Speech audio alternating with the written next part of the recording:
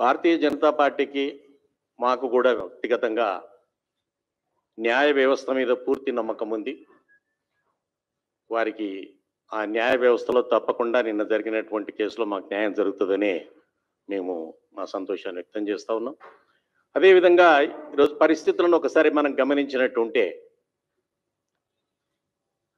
అధికార పార్టీ యొక్క పరిపాలన, రాక్షస పరిపాలన పరాకాష్ఠకు చేరుకున్నట్టు కనబడతా ఉంది.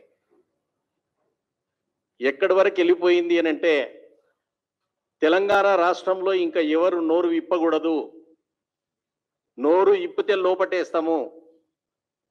వాళ్ళు విద్యార్థులే కావచ్చు, ఉద్యోగులే కావచ్చు, అధికారులే కావచ్చు, బుద్ధిజీవులు కావచ్చు, ఎవరైనా కావచ్చు. తెలంగాణ రాష్ట్ర ఉద్యమ కాలంలో ప్రజలకు ఏమి హామీలు ఇచ్చామో అవి మీరు నెరవేర్చటం లేదు అని చెప్పి, ఆ హామీలు అమలు కావటం లేదని చెప్పి ఆనాడు ఉద్యమంలో పాల్గొన్నటువంటి మిత్రులంతా కూడా ఒక్క దగ్గర సమావేశమై సమ్మేళనంలో ఎందుకు అమలు కావటం లేదో మాట్లాడుకున్నారు. తెలంగాణ రాష్ట్రం ఆవిర్భవించినటువంటి రోజున మొన్న 2వ తేదీ నాడు ఆ మాట్లాడుకున్నటువంటి సందర్భంలో ఒక నాటక ఇతివృత్తాన్ని ఒక అంశంగా తీసుకొని అక్కడ కళాకారులు ఒక చిన్న ప్రదర్శన ఇచ్చారు. ఇక్కడ ఒక విషయాన్ని నేను పెద్దలు కేసీఆర్ గారికి మనవి చేయదలుచుకున్నా. తెలంగాణ ఉద్యమంలో ఆంధ్రులు మనల్ని ఏ విధంగా మోసం చేశారు, ఉద్యోగాలు ఏ విధంగా కొల్లగొట్టారు, గుంటూరులో మిర్చికి నీరు ఏ విధంగా కృష్ణ నుంచి తెలంగాణ నుంచి పోతుంది అని చెప్పి అంచెలంచెలుగా కొన్ని వందల డ్రామాలు మనం వేసిన సంగతి మీరు మర్చిపోయారా? రోడ్ల మీద యూనివర్సిటీ నుంచి మొదలు పెట్టుకుంటే, నారాయణగూడ చౌరస్తా మొదలు పెట్టుకుంటే, ఎక్కడ పడితే అక్కడ గ్రామాల దగ్గర నుంచి మనము డ్రామాల రూపేనా, మాటలు రాని మా బిడ్డలు మూగవారు ఎవరైతే ఉంటారో వారు సైజ్ఞల రూపేనా, ఎవరికి తెలిసిన భాషలో వారు ఆ రోజు మనం వ్యతిరేకించాం. ఈరోజు మిమ్మల్ని వ్యతిరేకించేవారు ఉండకూడదా? మిమ్మల్ని ప్రశ్నించేవారు ఉండకూడదా?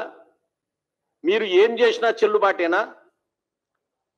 మీరు ఉద్యోగాలు ఇవ్వకపోయినా చెల్లుబాటే, మీరు అబద్ధాలు చెప్పినా చెల్లుబాటే, 3 ఎకరాలు ఇవ్వకపోయినా చెల్లుబాటే.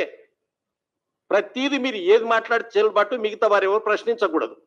ప్రజాస్వామ్యంలో బతుకుతున్నాం. ఇంతకన్నా నియంతృత్వంలో కూడా ఇంత దారుణం ఉండదు.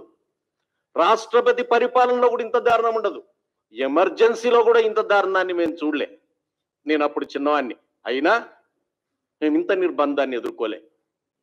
ఈరోజు జిట్టా బాలకృష్ణారెడ్డి గారిని, అదేవిధంగా దరువు ఎల్లన్న, ఉస్మానియా యూనివర్సిటీ నాయకుడైనటువంటి దరువు ఎల్లన్న తనకున్నటువంటి కళతోటి, కళారూపాలతోటి ఒక ప్రదర్శన ఇచ్చాడు.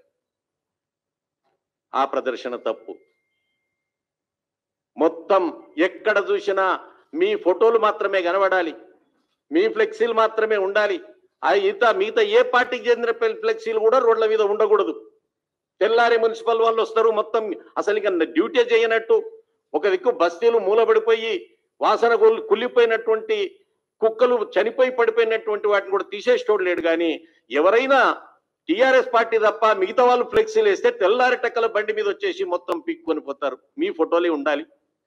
తెలంగాణ ఉద్యమంలో మీ ఫోటో వేస్తలేరని, మీ ఫ్లెక్సీలు పెడితే తీసేస్తున్నారని ఏకంగా నా పక్కన ఉన్నటువంటి పెద్దలు ఇక్కడ ఉన్నారు. ఆనాడు కాదయా డాక్టర్ సాబ్, ఇది పద్ధతి కాదు, చంద్రశేఖర్ అన్నట్టుండే.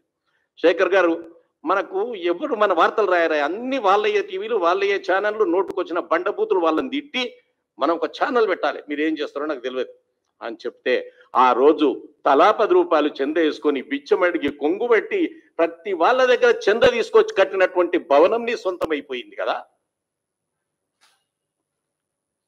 ఆ రోజు మనకు ఛానల్ లేకపోతే మన వార్తలు ఎవరన్నా చెప్పేటోళ్ళు అని అంటే అందరూ చందలేసుకొని చేసిన ఛానల్ మీ సొంతం అయిపోయింది కదా. చీమలు పెట్టిన పుట్టలో పాములు దూరినట్టు ఆక్రమించింది మీరు కాదా? దయచేసి ప్రజలకు సమాధానం చెప్పండి. ఆ విధంగా మీరు తప్ప ఇంకోరు ఉండొద్దు, మీరు చేసిందే వేదము, ఎవడు నోరిప్పొద్దు.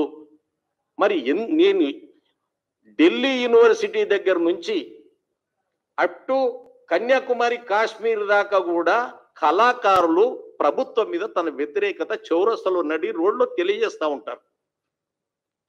వినడానికి గొప్ప మనసు ఉండాలి. మీరు గొప్ప మనసు చేసుకొని ఆ విమర్శలు ఏంటో వినండి. అవి నిజమైతే వాటిని సరిదిద్దుకోండి. ఇంకా ఎన్ని రోజులు, ఎప్పటి వరకు?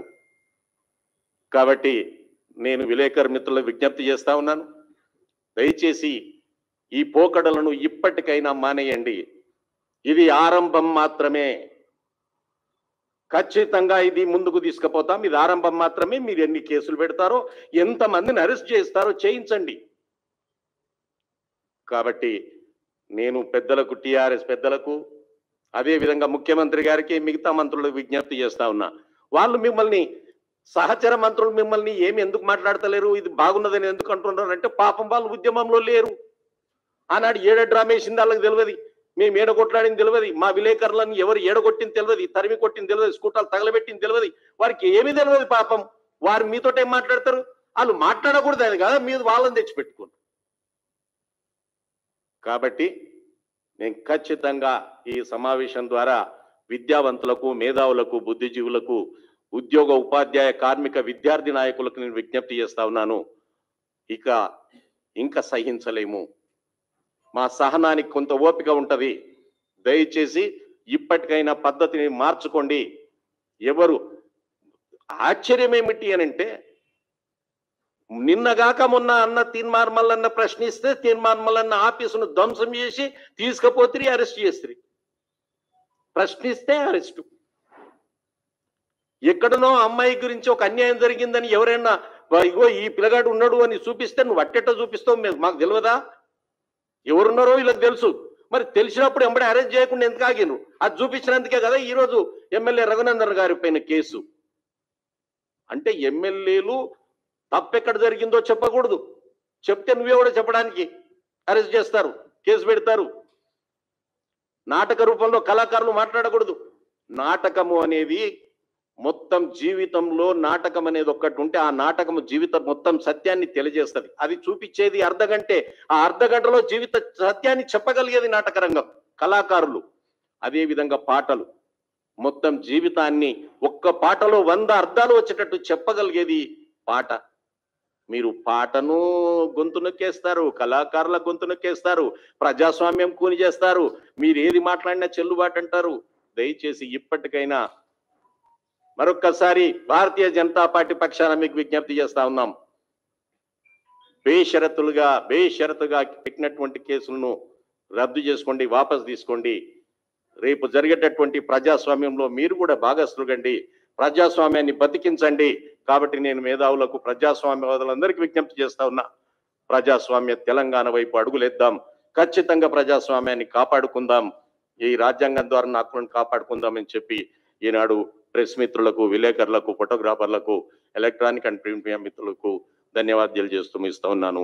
Thank you. జై తెలంగాణ.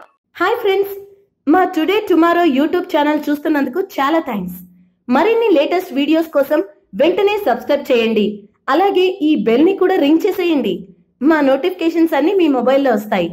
అలాగే మా వీడియోస్ మీకు నచ్చితే లైక్ చేయండి, షేర్ చేయండి, నచ్చకపోతే కామెంట్ చేయండి.